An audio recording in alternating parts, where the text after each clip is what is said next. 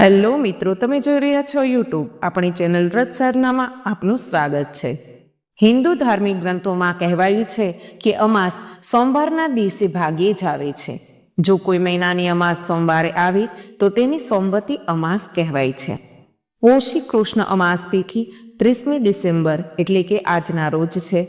સવારે 4:01 થી લઈ 31 ડિસેમ્બરના રોજ સવારે 3:56 સુધી છે।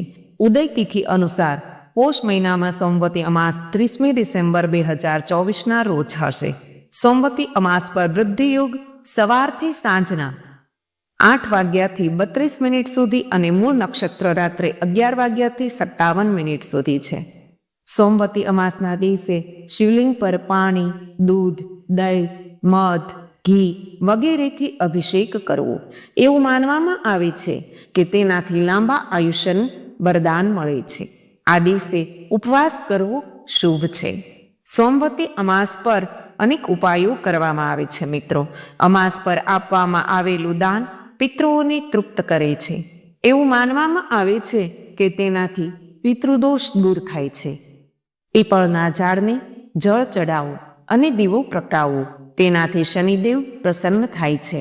આ દિવસે વિવાહિત મહિલાઓને લગ્ન સામગ્રીનું દાન કરવું એવું માનવામાં આવે છે કે આ દિવસે દેવી પાર્વતીની પૂજા કરવાથી સુખ અને સમૃદ્ધિ મળે છે। ધાર્મિક ગ્રંથો અનુસાર સોમવતી અમાસનો દિવસ પૂર્વજોની આત્માની તૃપ્તિ માટે શ્રાદ્ધવિધિ કરવા માટે યોગ્ય માનવામાં આવે છે। આ દિવસ કાલસર્પદોષ નિવારણની પૂજા માટે પણ યોગ્ય છે। સોમવારના દિવસે આવતી અમાસની સોમવતી અમાવસ્યા કહેવામાં આવે છે। હિન્દુ ધર્મમાં અમાવસ્યાનો દિવસ ખૂબ જ મહત્વપૂર્ણ માનવામાં આવે છે અને આ દિવસે પિતૃઓને તેમજ પૂર્વજોને સમર્પિત હોય છે। સોમવતી અમાવસ્યા વર્ષમાં 2 વાર આવે છે। એવી માન્યતા છે કે અમાવસ્યાના દિવસે પવિત્ર નદીમાં સ્નાન કરીને દાન કરવાથી અક્ષય ફળ મળે છે અને કાલસર્પદોષ અને પિતૃદોષમાંથી પણ મુક્તિ મળે છે। સોમવતી અમાસના દિવસે દેવી પાર્વતી અને ભગવાન શિવની પૂજા કરવાનું વિશેષ મહત્વ છે અને આ દિવસે પીપળની પૂજા કરવામાં આવે છે। સોમવતી અમાવસ્યાના દિવસે સ્નાન અને દાનનો શુભ સમય સવારે 5:24 થી લઈને 6:19 સુધીનો રહેશે। આ વર્ષની આ છેલ્લી અમાવસ્યા છે એટલે સોમવતી અમાવસ્યા ખૂબ જ વિશેષ માનવામાં આવે છે। આ વખતે સોમવતી અમાવસ્યા પર વૃદ્ધિ યોગ, ધ્રુવ યોગ, શિવવાસ યોગ, નક્ષત્ર યોગનો સંયોગ બની રહ્યો છે। સોમવતી અમાવસ્યાના દિવસે પૂજા કરવા માટે સૌપ્રથમ બ્રહ્મ મુહૂર્તમાં જાગવું અને બધા કામ પૂર્ણ થયા પછી સ્નાન કરવું। આ દિવસે ગંગા સ્નાનનું વધુ મહત્વ છે, તેથી ગંગામાં સ્નાન કરવું જોઈએ અને ત્યારબાદ સૂર્ય ભગવાનને અર્ઘ્ય અર્પણ કરવું જોઈએ। આ દિવસે ભગવાન શિવ અને માતા પાર્વતીની પૂજા કરીને વિશેષ આશીર્વાદ મેળવવાના હોય છે અને પૂજા કર્યા પછી પોતાની ક્ષમતા મુજબ દાન કરવાનું હોય છે। ભારતમાં ઘણા સ્થળે વિવાહિત સ્ત્રીઓ પોતાના પતિની લાંબી ઉંમર માટે વ્રત રાખે છે। આ દિવસે સ્ત્રીઓ પીપળાના વૃક્ષની દૂધ, જળ, ફૂલ, અક્ષત અને ચંદન દ્વારા પૂજન કરે છે। સોમવતી અમાસે પિતૃઓને તર્પણની સાથે સાથે યજ્ઞનું પણ વિશેષ મહત્વ છે। માન્યતા છે કે પિતૃઓને જળ દેવાથી તેમને તૃપ્તિ પ્રાપ્ત થાય છે। સોમવતી અમાસના દિવસે તુલસીની 108 પરિક્રમા કરવાથી પુણ્ય મળે છે। આ સાથે સૂર્યનારાયણને અર્ઘ્ય દેવાથી ઘરની દરિદ્રતા દૂર થાય છે। જે લોકોની કુંડળીમાં ચંદ્ર નબળો હોય તેમણે સોમવતી અમાસના દિવસે ગાયને દહીં અને ભાત ખવડાવવા જોઈએ, તેનાથી માનસિક શાંતિ મળે છે। મહાભારતમાં ભીષ્મે યુધિષ્ઠિરને આ દિવસનું મહત્વ સમજાવતા કહ્યું હતું કે આ દિવસે જે વ્યક્તિ પવિત્ર નદીમાં સ્નાન કરી પોતાના પિતૃઓને તર્પણ કરે તેમના પિતૃઓની આત્મા તૃપ્ત થાય છે, તેમજ આવા વ્યક્તિના તમામ દુઃખ દૂર થાય છે અને સુખ સમૃદ્ધિ મળે છે। મિત્રો, હવે આપણે સોમવતી અમાસની વ્રત કથા સાંભળવા જઈ રહ્યા છીએ। દંતકથા અનુસાર એક ગામમાં એક ગરીબ બ્રાહ્મણ પરિવાર રહેતો હતો। તે પરિવારમાં એક પતિ પત્ની અને એક પુત્રી હતી। જેમ જેમ સમય વીતતો ગયો તેમ તેમ તેની પુત્રી ધીમે ધીમે મોટી થવા લાગી. વધતી જતી ઉંમર સાથે એ દીકરીમાં તમામ સ્ત્રી ગુણોનો વિકાસ થતો ગયો. તે છોકરી સુંદર, સંસ્કારી અને પ્રતિભાશાળી હતી, પરંતુ ગરીબ હોવાને કારણે તે લગ્ન કરી શકી ન હતી. એક દિવસ એ બ્રાહ્મણના ઘેરે એક સંત રાજા આવ્યા. યુવતીની સેવાની ભાવનાથી ઋષિ ખૂબ પ્રસન્ન થયા. કન્યાને દીર્ઘાયુ માટે આશીર્વાદ આપતા ઋષિએ કહ્યું કે આ દીકરીના હાથમાં લગ્નની રેખા જ નથી. બ્રાહ્મણે સાધુને ઉપાય વિશે પૂછ્યું.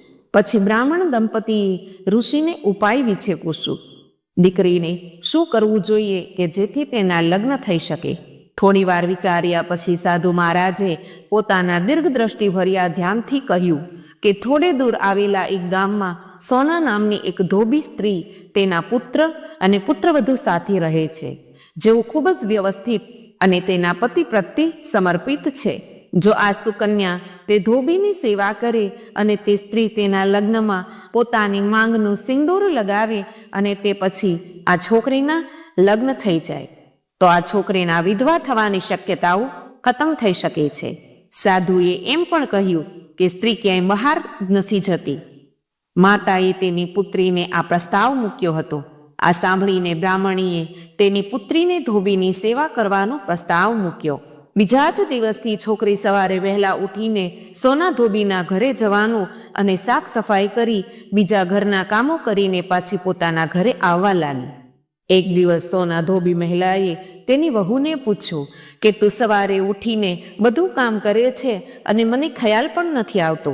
પુત્રવધુએ કહ્યું, માં, મેં વિચાર્યું કે તમે સવારે વહેલા ઉઠીને બધું કામ જાતે જ પૂરા કરો છો. હું મોડી જાગું છું. આ બધું જાણીને સાસુ અને પુત્રવધુ બંનેએ ઘરની દેખરેખ શરૂ કરી કે કોણ છે તે જોવા માટે કે જે સવારે ઘરનું બધું કામ કરે છે અને નીકળી જાય છે. ઘણા દિવસો પછી ધોબીએ એક છોકરીને અંધારામાં મોઢું ઢાંકીને ઘરમાં આવતી જોઈ અને બધું કામ કરીને જતી રહી.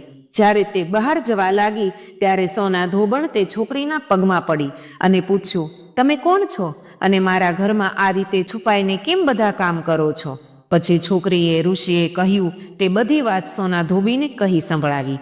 ધોબી સ્ત્રી સોના તેના પતિની સમર્પિત હતી, તેથી તે તેજસ્વી હતી. તે સંમત થઈ. સોના ધોબણના પતિ થોડા બીમાર હતા. તેણે પુત્રવધુને પરત ન આવે ત્યાં સુધી ઘરે જ રહેવા કહ્યું હતું. જેવી સોના ધોબીએ છોકરીની માંગ પર તેના માંગનું સિંદૂર લગાવ્યું કે તરત જ સોના ધોબીના પતિનું મૃત્યુ થયું. તેને આ અંગે ખબર પડી. રસ્તામાં ક્યાંક પીપળનું ઝાડ મળે તો તેને પાણી અર્પણ કરીને અને તેની પાસ પ્રદક્ષિણા કરીને જ તે પાણી લઈશ એવું વિચારીને તે પાણી વિના ઘરેથી નીકળી ગઈ. એ દિવસે સોમવતી અમાસ હતી. બ્રાહ્મણના ઘરે મળેલી પૂજા થાળીને બદલે તેણે પીપળના ઝાડની 108 વાર ઈંટના ટુકડા સાથે પ્રદક્ષિણા કરી અને પછી પાણી પીધું. તેણીએ આ કર્યું કે તરત જ તેના પતિનું મૃત શરીર જીવંત બન્યું. ધોબીનો પતિ ફરી જીવિત થયો. ત્યારથી સોમવતી અમાસની પૂજા અને આ કથા સાંભળ્યા વિના આ વ્રત અધૂરું માનવામાં આવે છે. મિત્રો, સોમવતી અમાસની કથા અહીં સમાપ્ત થાય છે. ધન્યવાદ.